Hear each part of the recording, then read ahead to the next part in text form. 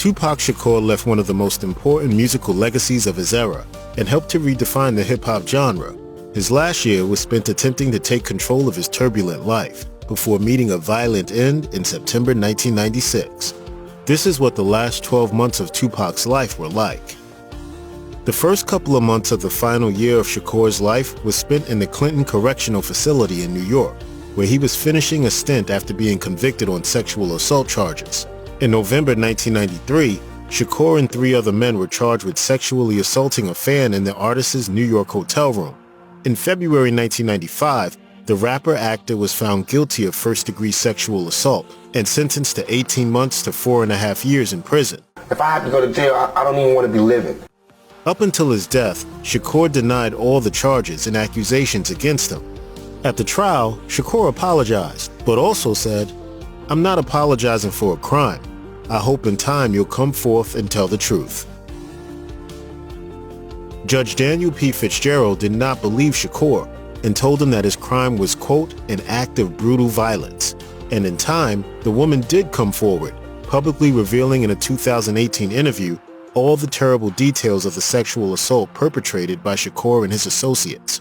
Shakur's time in prison lasted from February to October 1995. Before he was released on a $1.4 million bail posted by Death Row Records CEO Suge Knight.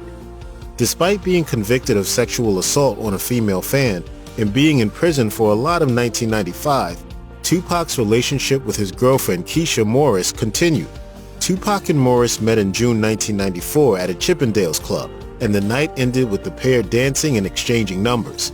You'd expect that the pair's relationship would hit a snag when Shakur was sent to prison. But during that time, Shakur became more reliant on Morris. He asked her to take care of all his finances. As Morris later recalled in an interview, "Tupac asked me to handle all of his business because he wanted me to represent him. He felt it would be better and easier if I were married to him. I was kinda hesitant, but I agreed." On April 29, 1995, in front of Tupac's mother and his cousin, the pair got married. However, the whirlwind romance did not last long. In late July of the same year, Shakur and Morris unofficially divorced. They officially split a week after he was released from prison that October. While incarcerated in prison, Tupac asked Morris to call the CEO of Death Row Records, Suge Knight, and relay a message. He needed help. Because of the financial strain of lawyers and being unable to tour, make new music, or act, not only was Shakur going broke, but his mother Afeni Shakur was close to losing her house. Reggie Wright Jr., the head of security at Death Row, said that Knight sent the jailed rapper $15,000 to alleviate Shakur's financial struggles. After the act of generosity, Shakur and Knight set up a meeting in prison, at which Knight and Death Row's lawyer David Kenner said they would help him get released on an appeal bond. Knight would have seemed like an angel from heaven for Shakur. Kevin Powell writes about a conversation he had with Shakur in December 1995 in his memoir, The Education of Kevin Powell. Shakur told him that he trusted Suge Knight to protect him from his enemies. Powell also said that Shakur talked about being angry with a number of people. From a business perspective, it made sense for Suge Knight to try to entice one of the best rappers around to his label. Shakur signed with Death Row on September 16, 1995. A month later, Shakur was released on a $1.4 million bail paid by Knight as they appealed his conviction. The rivalry between Los Angeles-based Death Row Records and the New York-based label Bad Boy Records was the height of the rivalry between the East and West Coasts in hip-hop. Hip-hop music was born and developed in New York City, and when the genre exploded in popularity and began to spread around the country, the East Coast remained its base. However, West Coast performers felt that their music was ignored and downplayed on New York radio, while East Coast performers felt the same way on the West Coast. Suge Knight both unintentionally and intentionally threw gasoline on this fire. First, with the unprecedented success of his Death Row Records, the center of hip-hop shifted from New York to California. The company's first 2 albums, Dr. Dre's The Chronic and Snoop Doggy Dogg's Doggy Style, sold more than 13 million copies. Knight intentionally stroked the flames at the 1995 Source Awards that August, when he took some not-so-subtle shots at Bad Boy Records CEO Sean Puffy Combs. Thus, when Shakur stepped out of jail to join Death Row Records, he immediately became a target in the ongoing feud.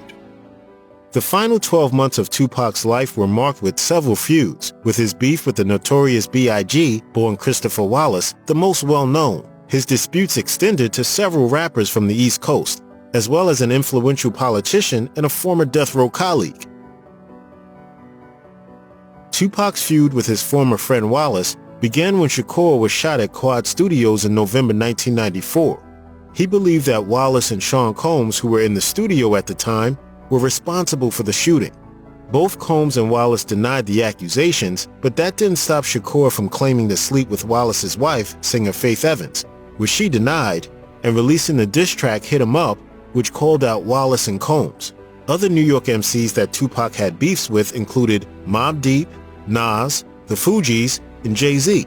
Even Dr. Dre, who produced Tupac's hit song California Love, 2 months after he left prison and helped establish Death Row with Suge Knight, was in Shakur's scope after leaving the label in March 1996. 2 songs he released in 1996, including How Do You Want It, attacked Congresswoman C. Dolores Tucker, who had launched a campaign against gangsta rap and the labels producing the music. Shakur's attacks against the Congresswoman ultimately led to a $10 million lawsuit against his estate. Almost immediately upon being bailed out of prison by Suge Knight and signing a 3-album deal with Death Row Records, Tupac recorded his first album at his new Death Row home. All Eyes on Me became Shakur's 4th studio album and the last he would release during his life. In an interview with LA Times journalist Chuck Phillips, Shakur described his focus and commitment with his first album since leaving prison. "I have been in the studio since the day after I got out, about 12 hours a day, up until they kicked me out." In just 2 weeks, Shakur recorded 27 tracks for the double album, which would eventually hit diamond status. Upon finishing the album, Shakur still was very much focused on making music. I feel like I'm doing God's work. Producer Johnny J said that the rapper had started working on something similar to his 3rd album, Me Against the World, before focusing on another project. Tupac Shakur was far from a one-trick pony. He began his career in the entertainment industry as a dancer for the Oakland, California hip-hop group Digital Underground. In 1992, Tupac premiered in his first leading role as Bishop in the critically and commercially successful film Juice. In the final year of his life, he found time between recording music to act in his 2 final movies, Gang Related and Gridlocked, both released in 1997.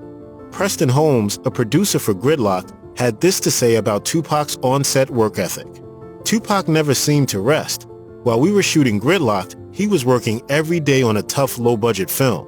Then he was recording, doing music videos, and writing non-stop. He felt like he had to make the most of what time he had left." Filming for Gang Related ended on August 31, 1996, a week before Shakur would be fatally wounded in a drive-by shooting. In the film, Shakur co-stars with Jim Belushi, and both men play corrupt cops who look to frame someone for the death of an undercover DEA agent. The murder of Tupac was the beginning of the decline of Death Row Records. While the company was marred with scandals and a reputation for violence, as well as losing one of their biggest names in Dr. Dre that March, Shakur's star power could have kept the label afloat. However, the decline of Death Row might have been inevitable, as Shakur's relationship with the company was far from happy by the time of his death. In an interview with The Independent, singer Keisha Cole, who was being mentored by Tupac, said Shakur expressed interest to her in leaving the controversial Death Row and signing with legendary producer Quincy Jones. Perhaps not coincidentally, Tupac was also dating Jones's daughter Kidada during this period. According to Cole, who was 16 at the time, Shakur warned her that, quote, "Death Row was not the place for kids." On top of that, Suge Knight's management style, as described in a Trapital article, was, quote, "like a neighborhood pimp." His behavior would have been tolerated by younger, more inexperienced artists, but not veterans like Dr. Dre and Tupac.